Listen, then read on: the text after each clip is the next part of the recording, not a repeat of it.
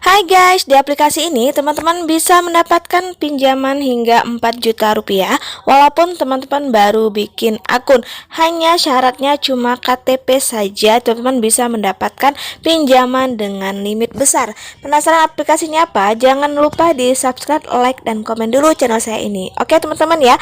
Dan juga jangan lupa silakan teman-teman komen di kolom komentar dalam video ini. Silakan teman-teman ketik nomor dana teman-teman. Saya akan bagi-bagi saldo dana senilai Rp500.000 untuk 5 orang pemenang di akhir bulan nanti. Tapi jangan lupa ya di like video saya, di subscribe, dan komen. Oke teman-teman ya.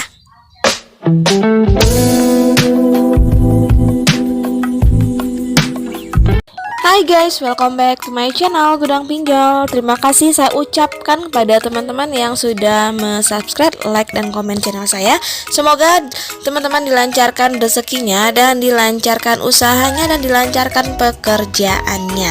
Seperti biasa, kali ini saya akan membahas atau mereview salah satu pinjaman online tentunya yang bisa berguna bagi teman-teman yang lagi membutuhkan dana. Pinjaman online ini merupakan solusi bagi teman-teman yang lagi membutuhkan dana darurat, yaitu yang gak ribet, simple, dan hanya syaratnya cuma KTP saja. Dengan pinjaman online ini teman-teman bisa mengajukan pinjaman hanya dari rumah saja, tidak perlu repot-repot langsung ke kantor cabang ataupun ke kantor utamanya. Teman-teman cukup mengajukan pinjamannya dengan menggunakan ponsel dan juga aplikasi yang kita download, dan juga eKTP yang menjadikan syarat dari kita pengajuan di pinjaman online ini. Dan juga tak lupa untuk pinjaman online ini teman-teman harus menggunakan nomor rekening atas nama sendiri dan tidak bisa menggunakan nomor rekening orang lain, karena yang kita upload, yang kita daftarkan menggunakan KTP kita. Jadi untuk nomor rekeningnya memang harus nama kita sendiri. Dan juga untuk nomor handphone juga harus aktif, jangan sampai menggunakan nomor handphone yang tidak aktif, karena nanti untuk pembuatan akunnya kita menggunakan nomor ponsel yang aktif, karena nanti kode OTP-nya akan dikirim ke SMS teman-teman. Setelah bikin akun barulah kita bisa mengajukan pinjaman di pinjaman online ini. Oke, kita langsung aja. Aplikasi yang akan saya review berikut adalah pinjaman online yang OJK, yaitu adalah Singa. Untuk aplikasi pinjaman online Singa ini merupakan salah satu pinjaman online yang sudah terdaftar dan juga sudah diawasi oleh OJK, dimana nanti untuk produk yang ditawarkan di aplikasi Singa ini mulai dari Rp400.000 sampai dengan Rp10 juta dengan tenor pinjaman sampai dengan 12 bulan. Kemudian untuk persyaratannya teman-teman hanya menggunakan nomor handphone yang aktif, kemudian nomor rekening atas nama sendiri, kemudian eKTP, dan memiliki penghasilan tetap. Nah, untuk bunga yang dibebankan kepada kita si peminjam yaitu sebesar 0,4% per hari. Hal ini juga sudah sesuai dengan regulasi Asosiasi Fintech bahwa maksimum bunga kredit nasabah P2P lending adalah 0,4% per hari. Untuk potongan biaya administrasi di Singa ini tidak ada pemotongan biaya lainnya. Mereka hanya memotong biaya administrasi yang besarannya tergantung jumlah pinjaman yang kita ajukan. Oke, kita langsung aja bagaimana proses cara pengajuannya di Singa ini. Sangat simpel sekali. Pertama teman-teman memang harus mempersiapkan eKTP-nya, kemudian nomor ponsel yang aktif. Nah, untuk pertama kali teman-teman harus mendownload terlebih dahulu aplikasi Singa di Play Store. Kemudian silakan ditunggu sampai proses installnya selesai. Kemudian setelah proses install selesai, silakan teman-teman membuat akun dengan mendaftar menggunakan nomor ponsel. Nah, setelah itu teman-teman silakan membaca beberapa syarat ketentuan dari pinjaman online Singa ini. Silakan di scroll sampai ke bawah. Jika teman-teman setuju dengan syarat dan ketentuannya, silakan lanjut klik setuju untuk kita proses pengajuan pinjaman di aplikasi pinjaman online Singa ini.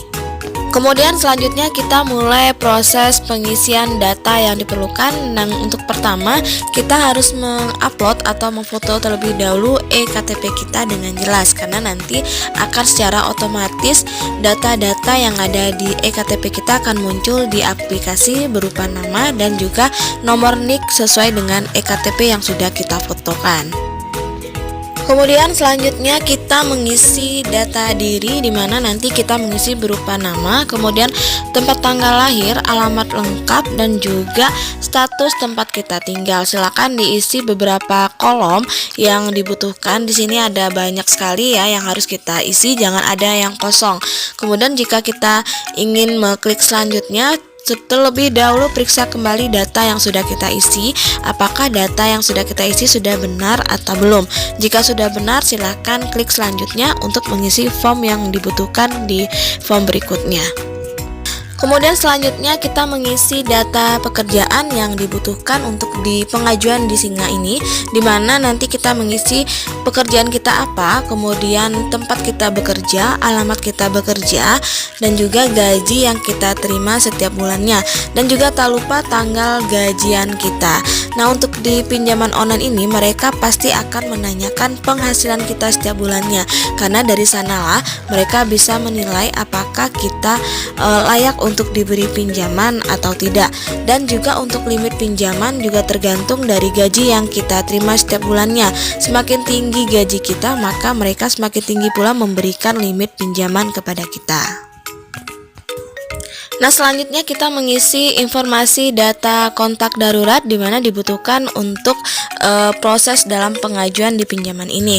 Untuk nomor kontak darurat di sini mereka meminta 2 buah nomor kontak darurat, di mana masing-masing memiliki hubungan dengan kita, apakah sebagai orang tua, suami atau istri, saudara, rekan kerja atau teman. Nah, itulah pentingnya nomor kontak darurat itu kita isi, karena mana tahu kan ketika kita pengajuan pinjaman kita di ACC namun nomor handphone kita tidak aktif, mereka bisa menghubungi nomor kontak darurat ini.